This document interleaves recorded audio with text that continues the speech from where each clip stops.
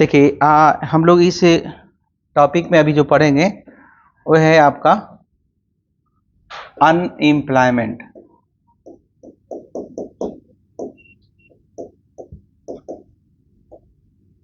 इसके पहले हम लोग क्या पढ़े थे? Poverty.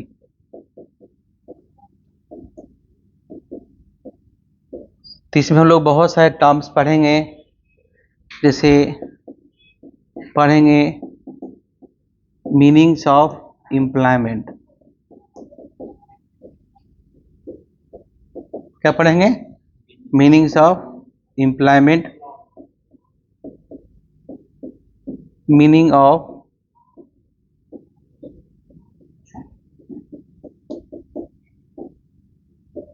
Unemployment, types of unemployment, causes of unemployment और इसका सॉल्यूशन क्या है। इससे बहुत सारे नए टर्म मिलेंगे जैसे हम लोग डिस्कस किए थे। और अनएम्प्लॉयमेंट को दूर करने के लिए भारत सरकार के द्वारा कौन कौन सी पॉलिसी चलाई जा रही है, इस टॉपिक में हम लोग अध्ययन करेंगे। 3 से 4 क्लासेस में लगेगा, कम से कम 3 क्लास लगेगा, जिसमें पूरे हम विस्तार से आपको बताएंगे और लिखाएंगे भी। देखिए, अनएम्प्लॉयमेंट एक समस्या है। कैसी समस्या है? एक सोशल समस्या है, जिसमें जो वर्कर्स होते हैं काम करना नहीं, वर्कर नहीं कहिए, जिसमें जो लेबर होते हैं, बताएंगे लेबर फोर्स और वर्क फोर्स में अंतर है। जिसमें लेबर काम करना चाहते हैं, काम करने के लायक हैं, लेकिन उसे करेंट वेज रेट पर काम नहीं मिलता, तो वैसे सिचुएशन को अनएम्प्लॉयमेंट कहते हैं। Unemployment is a social problem in which laborers are willing to work, able to work at current wage rate but not getting the work in the market। Clear? कहिएगा एम्प्लॉयमेंट किसे कहते हैं। अब इसका अलग अलग थ्योरी है। अगर हमसे अगर कोई पूछे तो हम कहें ही कि 8 घंटा के हिसाब से 365 दिन तक जिसको पेमेंट मिलता है, इसमें छुट्टी भी आता है, उसे कहते हैं एम्प्लॉयड, है ना। और जिसे कम मिलता है उसे कहते हैं अंडर एम्प्लॉयड। जैसे किसी को 200 दिन काम मिला, 365 दिन ना होता है, तो क्या उसको बोलते हैं? Under employed. जैसे हम, अब अगर मान लिया आप पीएचडी होल्डर हैं तो आपको प्रोफेसर होना चाहिए, लेकिन आप हैं क्लर्क, तो कहीं ना कहीं उसके मन में रहता है कि हमको होना चाहिए प्रोफेसर, हमें क्लर्क, तो भी क्या है? वो अंडर एम्प्लॉयड, अपने आप को समझता है अंडर एम्प्लॉय। मतलब जिस काम के लिए आपने पढ़ाई किया वो काम आपको नहीं मिला, that is called under employed. Unemployment क्या है? काम ही नहीं मिला। अनएम्प्लॉयड मतलब आधा काम मिला, और फुल एम्प्लॉयमेंट का मतलब काम मिला। तो भाई जिसको 3 से सरकारी नौकरी, उसको 365 दिन का पेमेंट मिलता है ना, तो है कहता हम फुल। लेकिन ये जो फुल एम्प्लॉयमेंट है, जब पढ़िएगा 12th में या आगे पढ़िएगा, थोड़ा सा 12th में पढ़ना नहीं है सब, लेकिन आगे पढ़िए, लेकिन फिर भी एक 12th में हम लोग इंट्रोडक्शन देते हैं। एक कंसेप्ट होता है फुल एम्प्लॉयमेंट, एक होता है अंडर एम्प्लॉयमेंट। तो फुल एम्प्लॉयमेंट क्लासिकल जो इकोनॉमिक्स होते थे, क्लासिकल इकोनॉमिक्स के फाउंडर कौन है? एडम स्मिथ हैं। समझिए, ऐसा तुम्हारा ऑब्जेक्टिव क्वेश्चन है, क्लासिकल इकोनॉमिक्स के फाउंडर कौन है? एडम स्मिथ हैं। उसमें बहुत सारे लोग हैं, एडम स्मिथ हैं, जेएस मिल हैं, डेविड रिकार्डो हैं, माल्थस हैं, बहुत सारे व्यक्ति हैं। लेकिन केन्स जो हैं, जिनको फादर ऑफ मैक्रो इकोनॉमिक्स कहते हैं, केन्स के पहले जो भी थे वो सब क्या थे? वो सब क्लासिकल इकोनॉमिक्स मानते थे। एनीवे, वो हम डिटेल्स में पहले बाद में बताएंगे। तो फुल एम्प्लॉयमेंट रियल लाइफ में होता नहीं है, कुछ ना कुछ अनएम्प्लॉयमेंट रहता ही है। फुल 2 से 3% अनएम्प्लॉयमेंट रहता है, जिसे हम लोग नेचुरल रेट ऑफ अनएम्प्लॉयमेंट कहते हैं, केन्स ने कहा। एनीवे, तो अनएम्प्लॉयमेंट का मतलब समझे। तो अनएम्प्लॉयमेंट क्या है? अनएम्प्लॉयमेंट इज द एक सिचुएशन है, एक सोशल प्रॉब्लम है, जिसमें labours are willing to work, able to work at current wage rate but not getting the work in the market. ठीक है, लिखो। एक एक वर्ड समझा देंगे इसमें। अनएम्प्लॉयमेंट,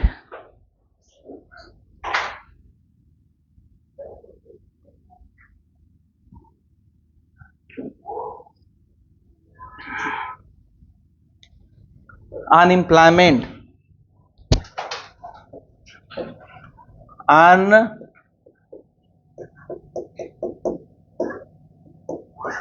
अनएम्प्लॉयमेंट, बेरोजगारी, क्या लिखेंगे? बेरोजगारी। मीनिंग,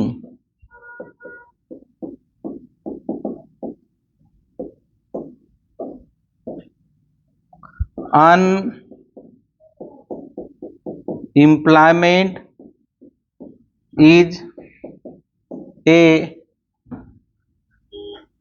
सोशल, ऐसे कर दो ना, एम्प्लॉयमेंट इज ए सिचुएशन, है ना, in which labour is willing to work,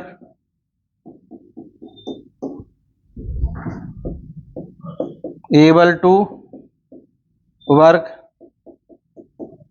at current wage rate but not getting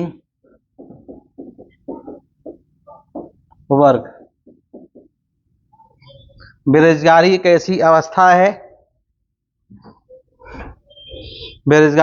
अवस्था है ना, जिसमें श्रमिक बाजार में प्रचलित मजदूरी दर पर काम करने के इच्छुक हैं, काम करने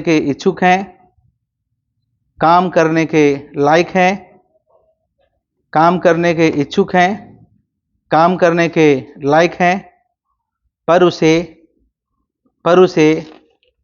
काम नहीं मिलता, है ना, पर उसे काम नहीं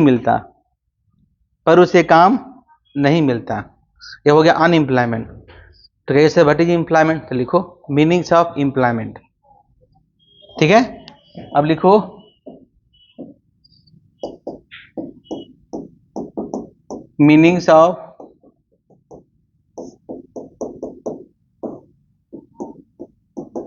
employment. Meanings of employment, meanings of employment. Employment refers to that situation, employment refers to that situation in which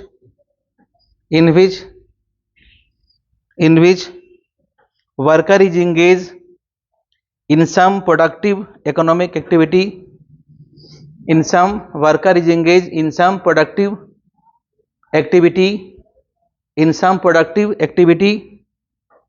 for earning his livelihood,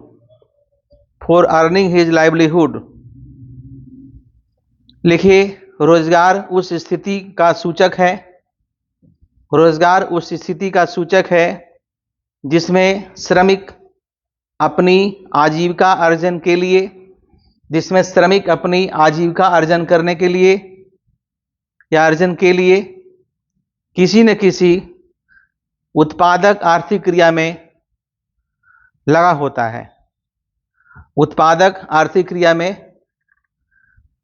होता है, है ना। मगर क्या टर्म हुआ? 2 टर्म। पहला क्या बताए? अनएम्प्लॉयमेंट। दूसरा क्या बताए? एम्प्लॉयमेंट। तीसरा बताए नेचुरल रेट ऑफ अनएम्प्लॉयमेंट, जो 2 से 3% हमेशा इकोनॉमी में होगा। कभी जीरो अनएम्प्लॉयमेंट नहीं होगा, हालांकि वो समस्या नहीं होती है, क्योंकि वर्कर्स क्या होते हैं, हर वर्कर्स मनुष्य एक स्वार्थी प्राणी है।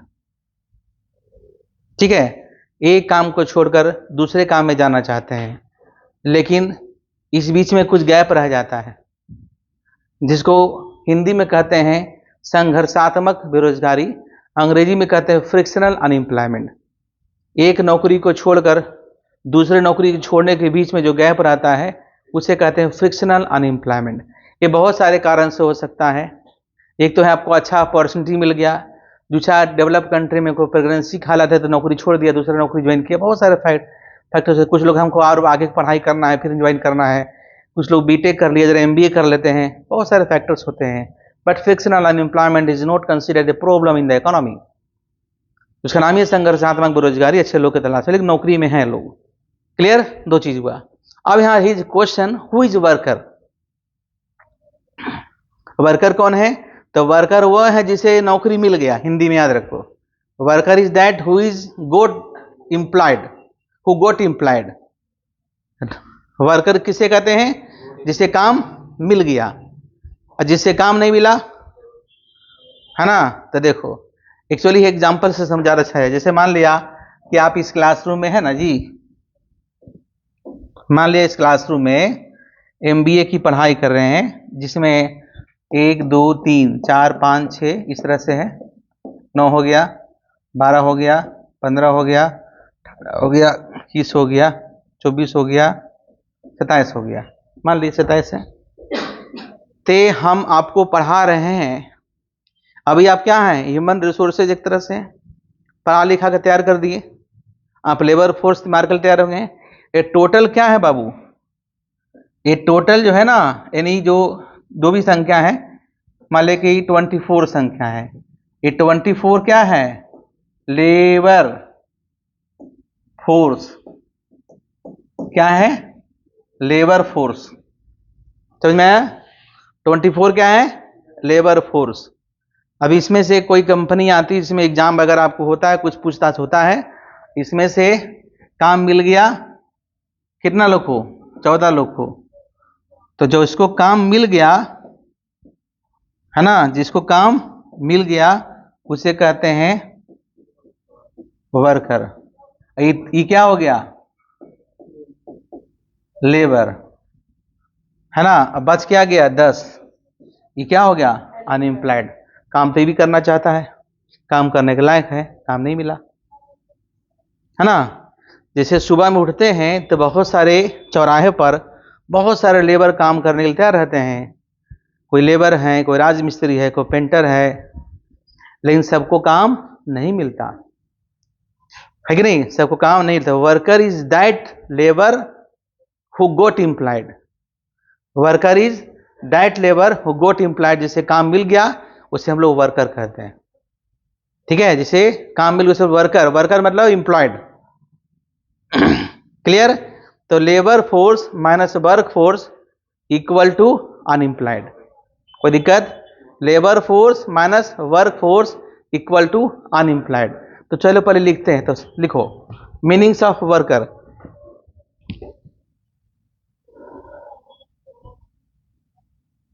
लिखिए meanings of worker.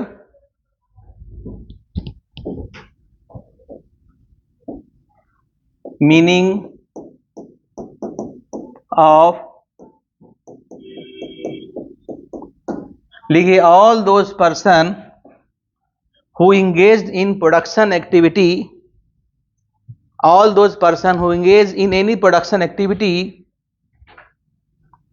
is called worker।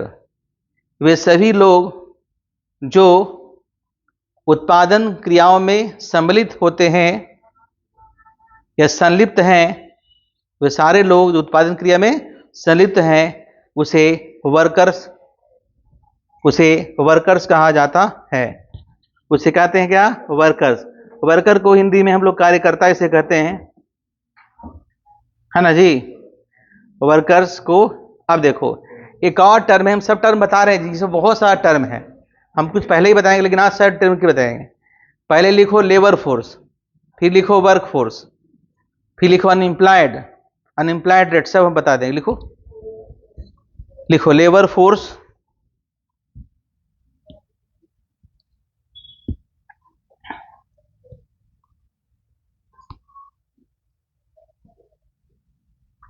देखिए लेबर फोर्स हिंदी में क्या बोलेंगे?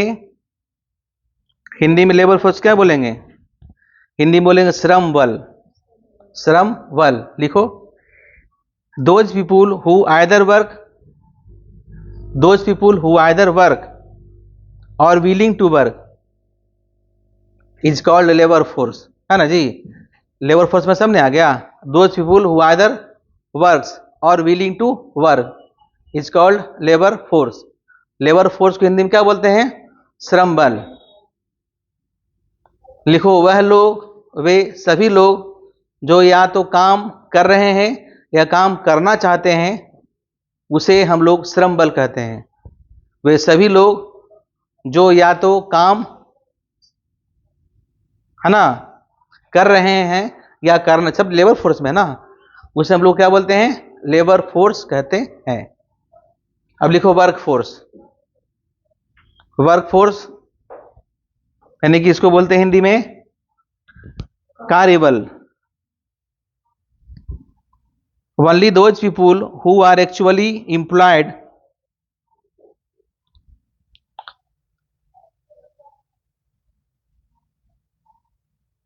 only those people who are only employed make workforce, make workforce, that is only employed people make workforce, that is only employed people make workforce, only those people who are actually employed make workforce, that is only employed people make workforce।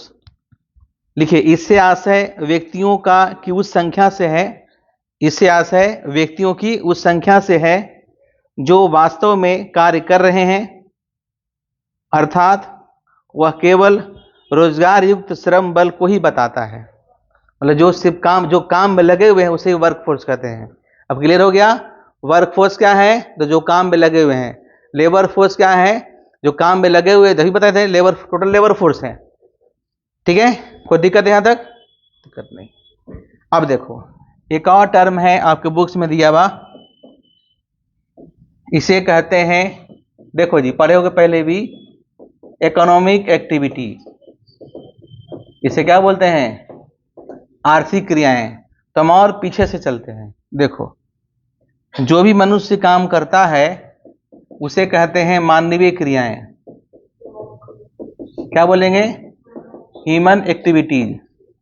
और इस human activities को दो भागों में बांट दिए। कौन बांटे थे इकोनॉमिक्स में? बोलो, मार्शल। याद रहेगा? एक क्या हो गया? एक है जिसे कहते हैं इकोनॉमिक एक्टिविटीज, और दूसरा क्या बोलते हैं? Non economic activities. Clear? Non economic activities. Economic activities में भी 4 एक्टिविटी होता है जी, शुरू में बताए थे। पहला कंजम्पशन, दूसरा प्रोडक्शन, तीसरा इन्वेस्टमेंट और चौथा एक्सचेंज। ठीक है, ये सारे एक्टिविटी होने से हमारी अर्थव्यवस्था में क्या होता है? हमारे अर्थव्यवस्था में यानी कि जो मनी का फ्लो होता है बहुत अधिक होता है। 12th में बताएंगे, जैसे एक वीडियो होगा यूट्यूब पर जाकर देखिएगा, circular flow of income part 1, part 2, part 3 करके, किस तरह का मनी का फ्लो एक सेक्टर से दूसरे सेक्टर की तरफ होते रहता है ना। तो ये economic activity. Clear? who engage in any economic activity, any production activity, production activity is a part of economic activity। एक क्वेश्चन तुम्हारा ऑब्जेक्टिव है, production activity is a part of economic activity. Economic activity कितना part? 4। पहला consumption, दूसरा, तीसरा, चौथा exchange. Exchange में 2, water system और मॉनेटरी सिस्टम। ऐसे बताए थे ना, ये सब टर्म यूज हम बता दिए अलग से। क्लियर? मनुष्य सारा कुछ काम करता है, सभी के अध्ययन अर्थशास्त्र में नहीं करते हैं। Only economic activities are studied in economics and rest of the activities are studied in social science. समाज शास्त्र, अर्थशास्त्र मतलब धन जहां से आए, समाज शास्त्र जहां समाज कल्याण हो, है ना। अब देखो, लोग जीविकोपार्जन के लिए कुछ लोग रिक्शा चलाते हैं, कुछ लोग ठेला चलाते हैं, कुछ लोग दुकान चलाते हैं, हम आपको पढ़ाते हैं, कोई प्रोफेसर की नौकरी करते हैं, कोई टीचर की नौकरी करते हैं, कोई डॉक्टर की नौकरी करते हैं, है ना, कोई सर्वेंट की नौकरी करते हैं। मनुष्य का दो काम, पर्सनल और प्रोफेशनल। आई बात समझ में? एक माँ, देखो, एक माँ जब अपने बच्चों की सेवा करती है उससे खुशी मिलता है, लेकिन वही माँ जब नर्स के रूप में काम करती है तो उसको खुशी तभी मिलेगा जब उसे वो पैसा मिलेगा। ठीक है? आई बात समझ में? तो अपने जीविकोपार्जन के लिए लोग कुछ ना कुछ काम करते हैं। क्लियर हो गया? चलिए, अभी और है इसमें नया नया टर्म। सबसे पहले लिख लो बाबू, तुम्हारा एक होता है बाबू रेट ऑफ अनएम्प्लॉयमेंट। लिखो, नहीं पहले लिखो अनएम्प्लॉयड लेबर फोर्स। देखो क्या लिखेंगे, अनएम्प्लॉयड लेबर फोर्स, हालांकि बता चुके हैं इक्वल टू क्या होगा, लेबर फोर्स क्या होगा जी, देखो labour force minus work force, बताए थे ना, labour force minus work force, जो बढ़ गया क्या उसको बोलेंगे अनएम्प्लॉयड लेबर फोर्स। क्या बोलेंगे? अनएम्प्लॉयड लेबर फोर्स, है ना। फिर एक है रेट ऑफ अनएम्प्लॉयमेंट, कैसे निकालेंगे, rate of unemployment,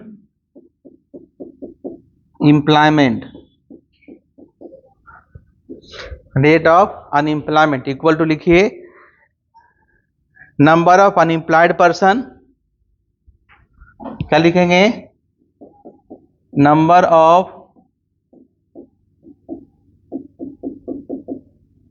unemployed, sorry जगह नहीं है, लिख लो, दिखा देते हैं, number of unemployed person divided by labour force into 100, number of unemployed person divided by labour force into 100। ठीक है? क्लियर है? तो अनएम्प्लॉयमेंट कैसे निकालिएगा, फार्मूला पता चल गया कि लेबर फोर्स कितना है और कितना लोग काम कर रहा है, जिस आधार पर आपको रेट ऑफ अनएम्प्लॉयमेंट मिल जाएगा। मिल गया?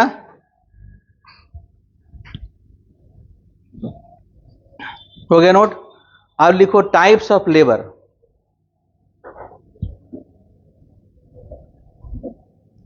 क्या लिखेंगे,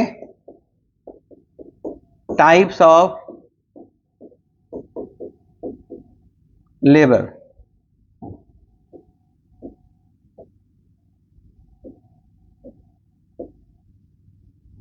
ठीक है, बना लो इसे, टाइप्स ऑफ लेबर। एक है सेल्फ एम्प्लॉयड लेबर, एक है हायर्ड लेबर, है ना। क्या है, सेल्फ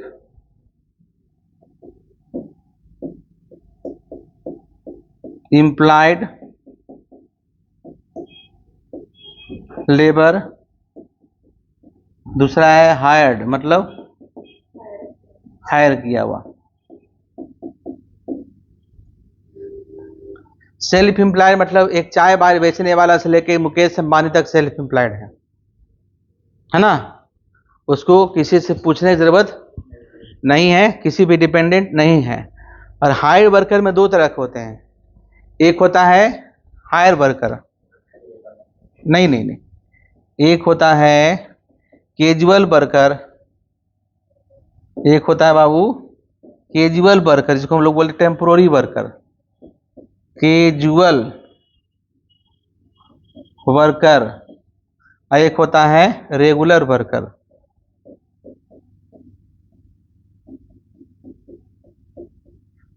जैसे कॉलेज में होते हैं ना, एक होते हैं प्रोफेसर, एक होते हैं गेस्ट फैकल्टी, गेस्ट टीचर, है ना। उसी तरह से रिलायंस में जाते हो चाहे BSNL में जाते हो, एक परमानेंट वर्कर होते हैं, एक डेली वेज पे काम, जो गड्ढा उड्ढा खोदते हैं तो उसको डेली वेज पे काम मिलता है या मंथली पे काम मिलता है, लेकिन इसमें इसको पेंशन वगैरह की वो स्कीम नहीं है, तो सोशल सिक्योरिटी को स्कीम नहीं है, कैजुअल वर्कर मतलब टेम्पोररी वर्कर, रेगुलर वर्कर मतलब परमानेंट नौकरी। अगर आप सरकारी नौकरी में हैं, आपका देहांत हो गया तो आपकी बीवी को, बच्चा को नौकरी मिलेगा, बहुत सारा बेनिफिट मिलता है जो कि इसमें नहीं मिलता है। सेल्फ एम्प्लॉयड, एक आईएएस भी क्या होता है, हायर वर्कर में ही आते हैं, ठीक है, वो रेगुलर में है। अब जैसे कैजुअल वर्कर, अग्निवीर है, उसको हम लोग कैजुअल ही कहेंगे, 4 साल के लिए है ना। या बहुत सारे लोग जो, जिसको कंप्यूटर ऑपरेटर 11 महीना पे काम मिलता है, 6 महीना का काम मिलता है, या किसी को मंथली पे काम मिलता है, किसी को डेली पे काम मिलता है, इसको कैजुअल का मतलब टेम्पोररी लिख लो, टेम्पोररी मतलब कुछ समय के लिए जो काम करने वाला हो।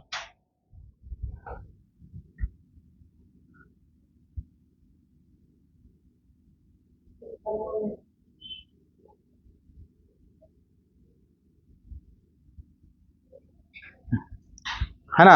अब लिखो, यहां तक हो गया ना, लिखो पहले सेल्फ एम्प्लॉयड वर्कर, सेल्फ हम हिंदी में लिखा देंगे, self employed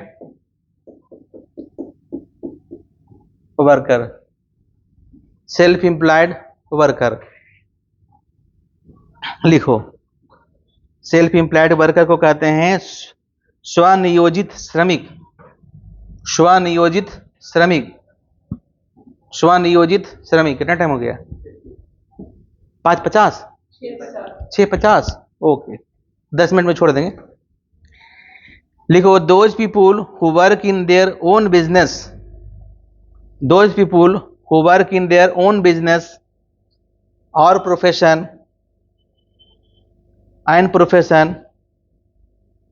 and get profit as their reward and get profit as their reward are called self-employed, are called self-employed, get reward are called self-employed। लिखिए, अपने ही व्यापार तथा धंधे में, अपने ही व्यापार तथा धंधे में कार्यरत लोगों को स्वनियोजित श्रमिक की श्रेणी में रखा जाता है। स्वनियोजित, स्वनियोजित श्रमिक के श्रेणी में रखा जाता है। अब लिख लेना, इसमें है रिकॉर्डिंग, ठीक है। जैसे एग्जांपल लिख लो, शॉपकीपर है, टी सेलर है, कॉफी सेलर है, मुकेश अंबानी है कि नहीं, रतन टाटा है, ये सब क्या है, सेल्फ एम्प्लॉयड है। दूसरा लिखो बाबू, हायर्ड लेबर, हायर्ड लेबर जिसको हिंदी में कहते हैं भाड़े के श्रमिक, हिंदी में कहते हैं भाड़े के श्रमिक। लिखो, अंडरलाइन करो, those people who are hired by the others, those people who are hired by the others, those people who are hired by the others, who are hired by the others and are paid wages, and are paid wages or salaries as a reward for their services, for their services are called hired worker, are called hired worker। salaries, salaries as a reward for their services are called hired worker, are called hired workers। ठीक है, लिखो हिंदी में, मजदूरी देकर, मजदूरी लेकर दूसरे का कार्य करने वाले, मजदूरी लेकर दूसरे का कार्य करने वाले व्यक्ति भाड़े के श्रमिक कहलाते हैं, भाड़े के श्रमिक कहलाते हैं। ऐसे श्रमिक अपनी सेवाएं दूसरों को देते हैं, ऐसे श्रमिक अपनी सेवाएं दूसरे को देते हैं और बदले में पुरस्कार स्वरूप मजदूरी उन्हें प्राप्त होती है। 10-12 टर्म हुआ ना, एकदम ठोस चीज है और एकदम इसको रखिए, ये मेन चीज हुआ, बाकी तो कागजे से बता ही देंगे। अब इसमें दो बाबू याद रख, कैजुअल, कैजुअल मतलब टेम्पोररी, अंशकालिक, कुछ दिन के लिए, और रेगुलर मतलब जो रेगुलर वर्कर्स होते हैं। बिजली विभाग में दोनों तरह के कार्य, हाँ, टेलीफोन विभाग में होते हैं, और स्कूल भी होते हैं, कॉलेज में भी होते हैं, ठीक है। देखते हो जो रेगुलर वर्कर्स, ड्राइवर, उसको 50,000 60,000 सैलरी मिलता है, मालिक को 50,000 मिलता है, बाकी जो कैजुअल है उसको 10,000 8,000 ऐसे एक मिलता है। क्लियर? तो ये बड़ा ही इंटरेस्टिंग था, अब उसको बंद कर दीजिए।